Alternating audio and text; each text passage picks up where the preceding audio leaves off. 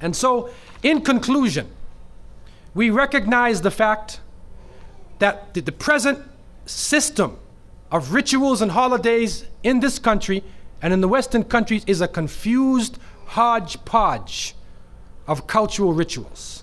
And it is important for Muslims to have basira, that they should have the insight to look through affairs and do not just blindly follow the ways of the Christians and the Jews. The Prophet, peace be upon him, said, you will follow them.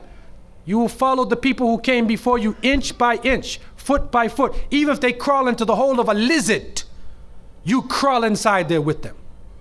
And then they said, who are these people? Are they the Christians and the Jews? And the Prophet, peace be upon him, said, who else? And so it has come to pass.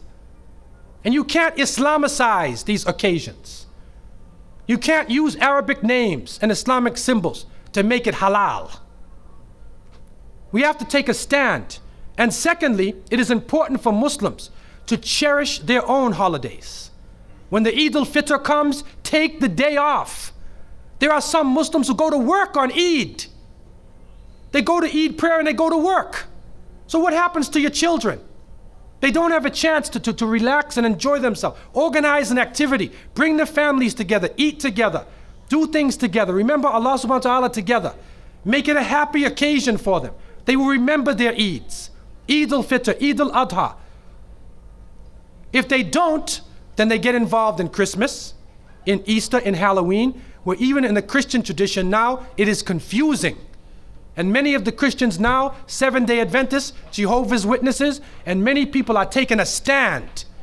And they're saying, we do not want to follow the pagan religion. So what about those who have been blessed with monotheism? And so I want to leave you with these words.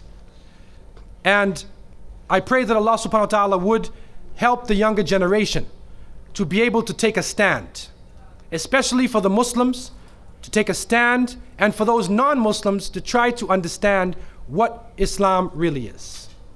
To try to understand that our society, what we are living in our society, our moral standards are being lowered to the point where if people of conscience do not take a stand, then we will be living in a state of confusion. In Canada, common law marriages are practiced more than regular marriages. In Quebec, in the French province of Canada, it has the highest, second highest rate of common law marriages on earth is in Quebec.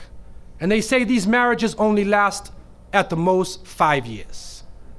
So if the families are broken apart, if children are being molested, if women have no sanctuary or protection in the society, even in the White House, if nowhere is safe, then the basis, the essence of the society itself is become rotten. And this will influence the economic situation, the political situation, all aspects of life. So I leave you with the thought that people of conscience should take time, study history, go back to the source of the religions, and you'll find that all of the religions are based in Tawheed, in the oneness of God. It will take you right back to the source. And when you think about a Muslim now, realize it's not somebody who's thinking about blowing up the Empire State Building. That's stereotyping, that's Hollywood. That's Hollywood. Islam is based on peace, submission to the Creator. When we meet each other, we say, Assalamu alaikum, peace be upon you. And we pray for peace for all people. That's a Hollywood fantasy. And we only hope that they would leave us alone and start chasing the aliens who they believe are their real enemies, and leave our community alone, deal with the aliens, okay, and let us live as human beings together in peace and in harmony. I leave you with this. أقول قولي هذا وأستغفر الله لي ولكم والسلام عليكم ورحمة الله وبركاته.